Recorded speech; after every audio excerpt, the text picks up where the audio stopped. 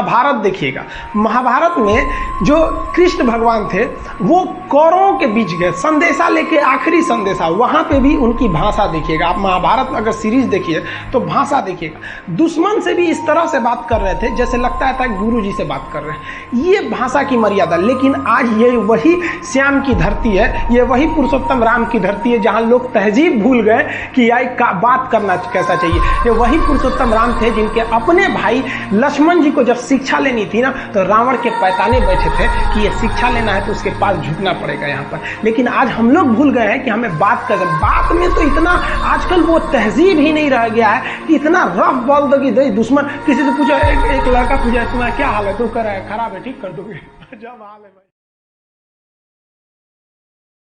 इस दुनिया में आपको सबसे बेहतरीन ढंग से जानती है कोई तो आपकी माँ, वो और दुनिया से आपको 9 महीने पहले से जान रही होती है। कहा जाता है कि मेरे नसीब में एक भी गम न होता अगर मेरी तकदीर लिखने का हक मेरी माँ को मिला होता है। माँ बचपन से पाल के बड़ी होती है। यही ना है छोटका, बड़ा होके क्या बोलेगा, माई वाइफ माई लाइफ। गजब बबुआ गजब, इतना उम्र पे छोड़ दी रहती माई ने तो कुत्ता नोच के खा गया रहता, बड़ा होके कहेगा माई वाइफ माई।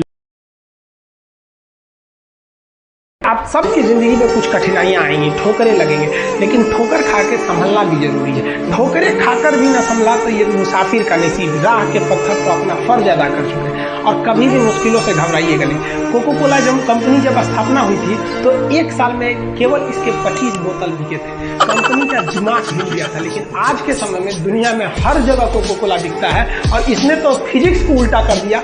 लोग कहते हैं ठंडा मतलब तो कोको कोला। भाई साहब, ठंडा मतलब वो होता है जिसका टेम्परेचर कम हो। लेकिन इतना भी कहा कि इसके आगे लोग भूल गए कि ठंडा मतलब कोको कोला नहीं होता, ठंडा मतलब वह चीज जिसका टेम्परेचर कम। आजकल ना ये गर्लफ्रेंड बॉयफ्रेंड ना एक ठो ट्रेंड चल गया, अजब हाल है भाई साहब। एक बात हम आपसे कहना चाहते हैं, मेरे पैसे से अगर आप मोबाइल खरीद लीजिएगा तो अल्टीमेटली इकोनॉमिक्स के हिसाब से उस मोबाइल पर अधिकार किसका होगा? मेरा होगा, क्योंकि पैसा मेरा है।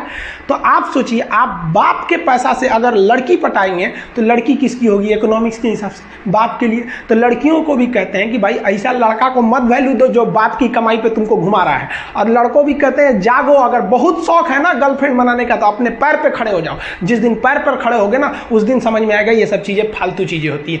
कई लड़के बेचारे का दिल टूट जाता है, उनका शरीर एम्बुलेंस की तरह हो गया है, घायल दिल लेके घूम रहे हैं। अरे फालतू ये सब चीजें। जीवन में किसी के लिए आंसू मत बहाइएगा, वो आपके आंसुओं के काबिल नहीं होगा। और जो आपके आंसुओं के काबिल होगा वो कभी आपको रोने नहीं देगा।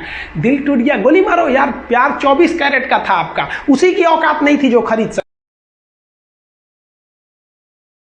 समय के साथ अब कभी खिलवाड़ मत कीजिएगा। दुख की बात यह है कि समय बहुत कम है, लेकिन सुख की बात यह है कि अभी भी समय है। लेकिन समय के पास इतना समय नहीं है कि आपको दोबारा समय देगा। वक्त नहीं लगाइए आपको यह निर्धारित करने में कि क्या करना है, वरना वक्त निर्धारित कर देगा आपका क्या।